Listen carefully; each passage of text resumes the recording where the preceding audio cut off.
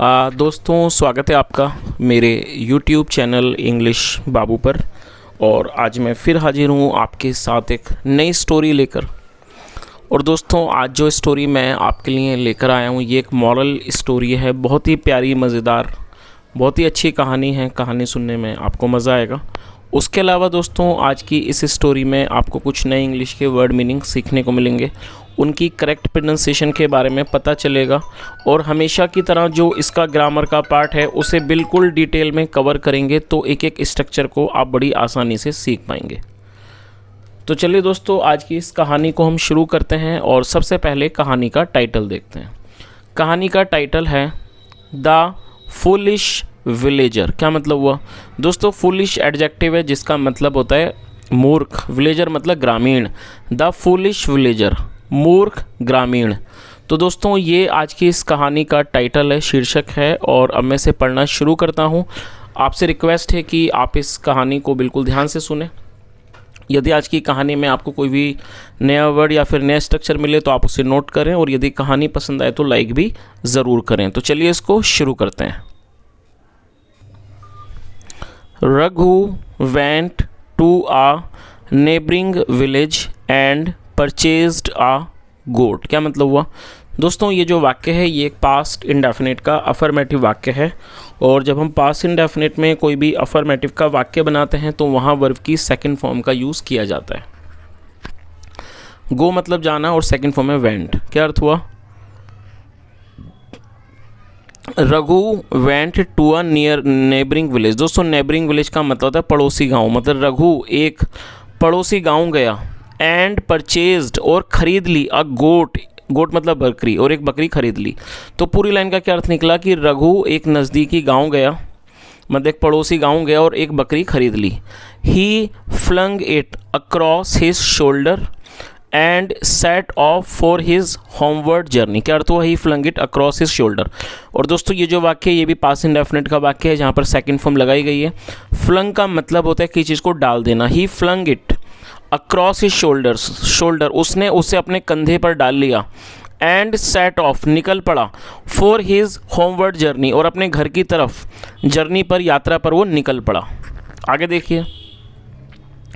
It was a long walk through a deserted forest road. क्या अर्थ हुआ दोस्तों? DESERTED, डिजर्टेड का मतलब होता है सुनसान, और ये एडजेक्टिव आप इसे नोट कर लीजिए।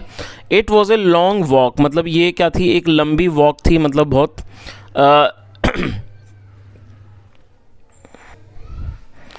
दोस्तों, लॉन्ग वॉक का मतलब होता है एक लंबी पैदल यात्रा। तो क्या अर्थ हुआ? It was a long walk, ये एक लंबी पैदल यात्रा थी।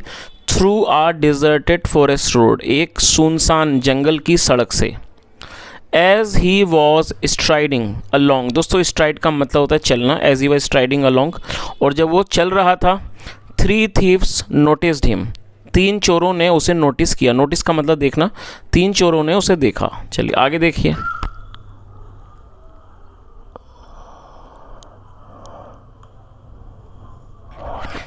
Late us go after the goat. दोस्तों, आफ्टर का मतलब होता है किसी के, गो आफ्टर मतलब किसी के पीछे जाना। Let us go after the goat. The first thief said, पहले थीफ ने, पहले चोर ने कहा कि चलो आओ बकरी के पीछे चलते हैं। But he is carrying it on his shoulder. और दोस्तों, कैरी का मतलब होता है किसी चीज़ को ढोना, ले जाना। But he is carrying it on his shoulder, लेकिन वह इसे अपने कंधों पर ले जा रहा है। How can we possibly steal it. और दोस्तों, स्टील का मतलब चुराना। आस्क द सेकंड थीफ, दूसरे चोर ने पूछा। How can we possibly steal it, हम इसको कैसे चुरा सकते हैं। तो इस पूरी लाइन का क्या अर्थ निकला कि जो दूसरा चोर था उसने पूछा, but he is carrying it on his shoulder, की लेकिन वैसे अपने कंधों पर ले जा रहा है, कंधे पर। How can we possibly steal it, और ये कैसे संभव है कि हम इसको चुरा सकें। By applying our intelligence, the first thief replied. पहले चोर ने जवाब दिया, बाय अप्लाइंग आर इंटेलिजेंस, अपनी बुद्धिमानी का इस्तेमाल कर अपनी बुद्धिमानी को लगाकर। चलिए आगे देखिए। After we steal it, we can have a grand feast with the meat. तो उसने क्या कहा, आफ्टर वी स्टील इट मतलब इसको चुराने के बाद, we can have a grand feast. Grand feast का मतलब है एक बहुत बड़ी दावत, हम एक भव्य एक बड़ी दावत कर सकते हैं विद द मीट, इस मांस से। द थर्ड थीफ सेड, तीसरे चोर ने कहा, विस्टफुली। और दोस्तों विस्टफुली एडवर्ब है जिसका मतलब होता है, और दोस्तों ये जो शब्द है ये एडवर्ब है जिसका मतलब होता है उत्साह से, मतलब लालसा में, जब किसी चीज़ का लालच हो साथ में उत्साह हो तो उसके लिए विस्टफुली का यूज़ किया जाता है। तो तीसरे चोर ने बड़े ही लालसा से उत्साहित होते हुए कहा, I have not eaten meat for a long time. और दोस्तों ये जो वाक्य है ये प्रेजेंट परफेक्ट का वाक्य है जहाँ हैज़ एफ के साथ वर्ब की थर्ड फॉर्म लगाई जाती है। ईट मतलब खाना और थर्ड फॉर्म है eaten. I have not eaten meat for a long time, मैंने एक लंबे समय से मांस नहीं खाया है। चलिए आगे देखिए। Stop dreaming before the work is done, the first thief admonished the third. और दोस्तों एडमिनिस्ट का मतलब होता है किसी को डांटना, फटकार देना। जो पहला चोर था उसने तीसरे वाले को फटकारा और क्या कहा, stop dreaming before the work is done, मतलब काम पूरा होने से पहले सपना देखना बंद करो। ड्रीम मतलब होता है सपना देखना। आगे देखिए। देन ही सेड, फिर उसने कहा, लिसन सुनो, आई हैव ए प्लान, मेरे पास एक योजना है। और दोस्तों ये जो वाक्य है ये एक प्रेजेंट का पजेसिव वाक्य है। पजेसिव का मतलब होता है जब हम वर्तमान में कोई ऐसा वाक्य बनाएं जहां ये दर्शाते हैं कि किसी व्यक्ति के पास कुछ है, तो ऐसे वाक्यों में हैज़ या हैव का इस्तेमाल हेल्पिंग वर्ब के रूप में किया जाता है। तो उसने क्या कहा, लिसन सुनो, आई हैव ए प्लान, मेरे पास एक योजना है। चलिए आगे देखिए। They all huddle together and listen, क्या अर्थ हुआ दोस्तों, ये भी पास्ट इंडेफिनिट का वाक्य है जहाँ पर सेकंड फॉर्म लगाई गई है। हडल का मतलब होता है घेरा बना के खड़े हो जाना, और दे का मतलब वे या फिर वे लोग। जब सब्जेक्ट में एक से ज़्यादा लोग होंगे तो दे का यूज़ किया जाता है जो कि एक प्लूरल नाउन है।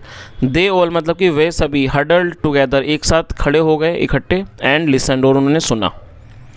On the advice of the first thief, on the advice का मतलब सलाह, on the advice of the first thief पहले चोर की सलाह पर, द थ्री ऑफ देम उनमें से तीन, वेटेड इंतज़ार किया, on the side of the road road के एक तरफ, उन्होंने सड़क के एक तरफ इंतज़ार किया, बाय विच जिससे Raghu was to come along जिससे रघु को आना था। चलिए तो दोस्तों इस चीज़ का मतलब आपको समझ ही आ गया होगा कि उनमें से एक चोर की सलाह पर उनमें से जो तीन थे उन्होंने इंतज़ार किया रोड के एक तरफ जिस रोड से रघु को आना था।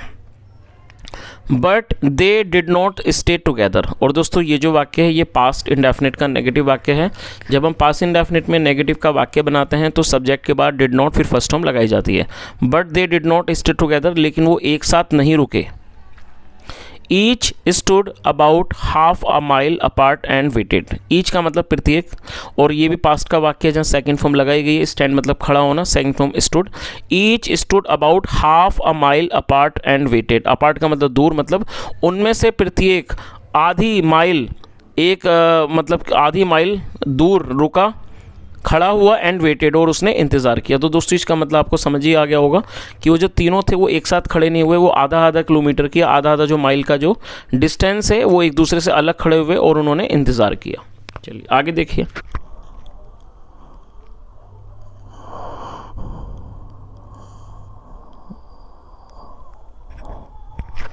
As Raghu approached the first, और जैसे ही रघु अप्रोच का मतलब पहुंचना, सेकंड में अप्रोच। रघु पहले वाले के पास, Raghu approach the first thief, जैसे ही रघु पहले चोर के पास पहुंचा। सिटिंग जो बैठा हुआ था, अंडर अ ट्री एक पेड़ के नीचे, by the road side road के किनारे। द थीफ कॉल्ड आउट, जो थीफ था उसने कॉल आउट किया, कॉल आउट मतलब पुकारना, उसने चोर ने पुकारा। That is a beautiful and healthy dog, तो उसने क्या कहा, that is a beautiful and healthy dog. और दोस्तों ये जो वाक्य है ये एक सिंपल प्रेजेंट का वाक्य है। सिंपल प्रेजेंट का मतलब होता है जब हम वर्तमान में कोई ऐसा वाक्य बनाएं जहां पर इज एम आर का इस्तेमाल हेल्पिंग वर्ब के रूप में किया जाता है, साथ में नाउन या एडजेक्टिव को लेकर वाक्य बनाया जाता है। और दोस्तों जब कोई चीज़ नज़दीक होती है तो उसमें दिस का यूज़ किया जाता है, और यदि कोई चीज़ दूर होती है तो उसमें दैट लगाया जाता है। तो उसने क्या कहा, that is a beautiful and healthy dog, मतलब वो ये एक सुंदर और स्वस्थ सेहतमंद कुत्ता है। बट लेकिन why are you carrying it on your shoulder, लेकिन आप इसे अपने कंधे पर क्यों ढो रहे हो। रघु वो सरप्राइज, जो रघु था वो हैरान हो गया। दिस इज़ नो डॉग, ये कुत्ता नहीं है, बट अ गोट, ये एक बल्कि ये एक बकरी है। ही रिप्लाइड, उसने जवाब दिया, I shall rear it and drink its milk. तो उसने क्या कहा, और दोस्तों रियर का मतलब होता है किसी चीज़ को पाल पोस कर बड़ा करना। आई शैल रियर इट, मैं इसको पालूंगा, एंड ड्रिंक इट्स मिल्क, और इसका दूध पीऊँगा। अ गोट, एक बकरी। The thief sounded equally surprised, और दोस्तों साउंड का मतलब होता है दिखना, प्रतीत होना। जो अ गोट, एक बकरी। The thief sounded equally surprised, और जो चोर था वो उतना ही, मतलब समान रूप से उतना ही ज़्यादा उसने मतलब कि हैरानी प्रकट की, उसने हैरानी दर्शाई, उसने हैरानी दिखाई। बट आई सी, लेकिन मैं देखता हूँ, इट्स अ डॉग, ये कुत्ता है। मस्ट बी अ मैडमैन, शायद कोई पागल आदमी होगा। रघु थॉट, रघु ने सोचा। एंड क्विकली वॉकड अवे, और वो तुरंत चलकर दूर चला गया। चलिए आगे देखिए। About a mile further on the met on about a mile further on he met the next thief. क्या अर्थ हुआ, अबाउट अ माइल, अबाउट मतलब लगभग 1 माइल आगे, फर्दर मतलब आगे, on he met the next thief, वो अगले चोर से मिला। और दोस्तों ये भी पास्ट इंडेफिनिट का वाक्य है जहाँ पर सेकंड फॉर्म लगाई जाती है। मीट मतलब मिलना, सेकंड फॉर्म मेट, तो वो दूसरे चोर, अगले चोर से मिला। Hey why don't you let your dog walk along, he asked Raghu, उसने रघु से पूछा, why don't you let your dog walk along, मतलब आप अपने कुत्ते को अपने साथ क्यों नहीं चलने देते।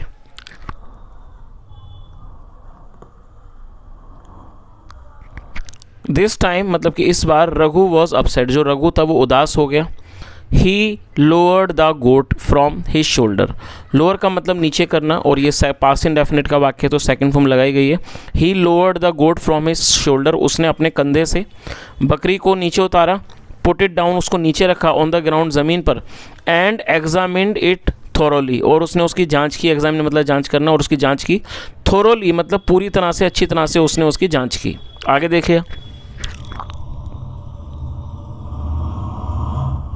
सी, देखो, the dog can stand on its own, उसने क्या कहा, द सेकेंड थीफ सेड, जो दूसरा चोर था उसने कहा, देखो, the dog can stand on its own, कि जो कुत्ता है वो अपने आप खड़ा हो सकता है। इन एन अश्योरिंग टोन, एक सांत्वना वाली आवाज़ में, स्वर में उसने क्या कहा दूसरे चोर ने, कि देखो कुत्ता जो है वो अपने आप खड़ा हो सकता है। और उसने ये बात कैसे कही, तसल्ली वाली आवाज़ में। अश्योर का मतलब तसल्ली देना, सांत्वना देना। आई एम श्योर, मैं निश्चिंत हूँ। इट कैन वॉक टू, ये चल भी सकता है। तो उसने क्या कहा कि मैं इस बारे में निश्चिंत हूँ कि ये चल भी सकता है। Leave it on it's on, इसको छोड़ दो अपने हाल पर। And it will follow you, और ये तुम्हारे पीछे आएगा। Just like all faithful dogs, बाकी अन्य वफादार कुत्तों की तरह। आर सपोज टू डू, जैसा वो करते हैं उसी तरह से। चलिए आगे देखिए। दिस इज़ अ गोट, ये एक बकरी है। रघु रिटोर्टेड समवॉट एंग्रीली, रिटोर्ट का मतलब होता है किसी बात का मुंह तोड़ जवाब देना, बहस करना। और दोस्तों एंग्रीली का मतलब होता है गुस्से में, क्रोध से, और ये एडवर्ब है। एडवर्ब का मतलब ऐसा शब्द जो किसी वर्ब की विशेषता के बारे में बताए। दिस इज़ ए गोट, ये एक बकरी है। रघु ने एंग्रीली गुस्से से मुंह तोड़ जवाब दिया। एज ही लिफ्टेड द गोट, और जैसे ही उसने लिफ्ट किया, लिफ्ट में उठाना, उसने बकरी को उठाया। एंड मूव्ड अहेड, और वो आगे बढ़ा। ही कुड हियर, वो सुन सकता था। द सेकेंड थीफ, दूसरे चोर को। शाउटिंग, चिल्लाते हुए। बिहाइंड हिम, अपने पीछे चिल्लाते हुए। गेट योर आइज चेक्ड, अपनी आंखों को चेक करवा लो, जांच करवा लो। अ गोट, हाँ, the world can see it's a dog, जो वर्ल्ड है, दुनिया है, संसार है, वो देख सकता है। The world can see it's a dog, ये कुत्ता है। चलिए आगे देखिए। It is good that you are carrying your dog on your shoulder, the thief told him. तो क्या अर्थ हुआ कि चोर ने उसको कहा कि इट इज़ गुड, ये अच्छा है, that you are carrying your dog on your shoulder, कि अच्छा है कि आप अपने कुत्ते को कंधे पर ढो रहे हो, ले जा रहे हो। This forest is infested with valves, valves का मतलब होता है दोस्तों, वॉल्फ मतलब भेड़िया, और ये उसी का प्लूरल है। तो उसने क्या कहा, this forest is infested with valves, कि ये जंगल भेड़ियों से भरा हुआ है। दे में attack your pet dog if it esterase from the road. तो उसने क्या कहा, दे में अटैक योर पेट डॉग। दोस्तों पेट का मतलब होता है पालतू, और मे का प्रयोग जब किया जाएगा जब किसी वाक्य में किसी तरह की शंका को दर्शाया जाता है। शायद वह आपके पालतू कुत्ते पर हमला कर दें। If it esterase from the road, यदि ये रोड से भटक जाता है। स्ट्रे का मतलब होता है भटक जाना। चलिए आगे देखिए।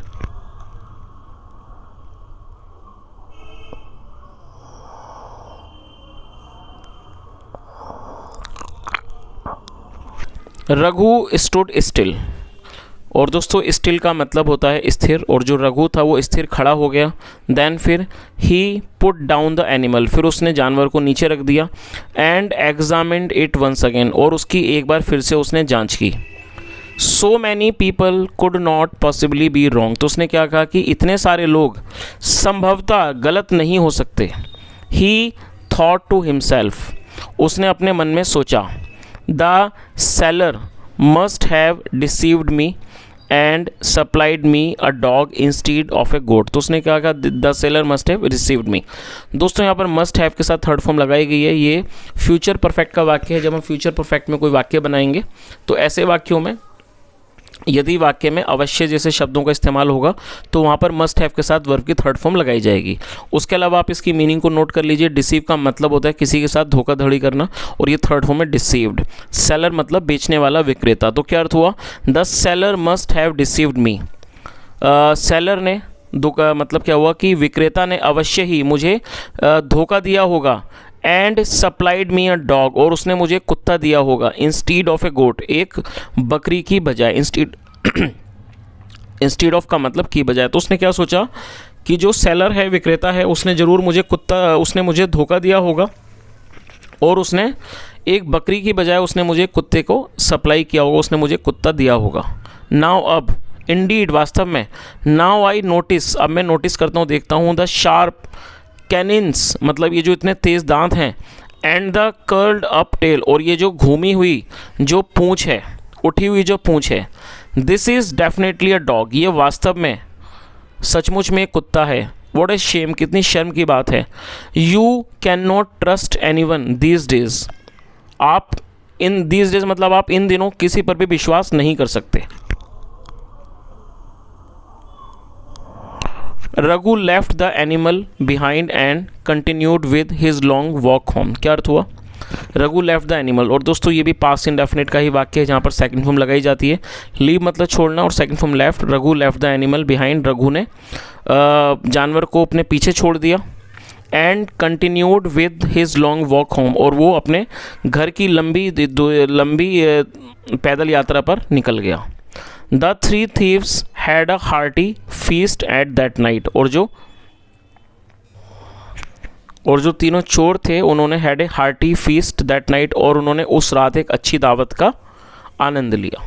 चलिए, तो दोस्तों इस तरह से छोटी सी कहानी ख़त्म होती है। और यदि आपको आज की कहानी अच्छी लगी हो, मेरा पढ़ाने का प्रयास भी अच्छा लगा हो, तो आपसे रिक्वेस्ट है आप इस वीडियो को लाइक करें, शेयर करें, चैनल को सब्सक्राइब करें, और कोई भी सुझाव हो तो कमेंट में ज़रूर बताएं। यहाँ तक सुनने के लिए थैंक यू सो मच।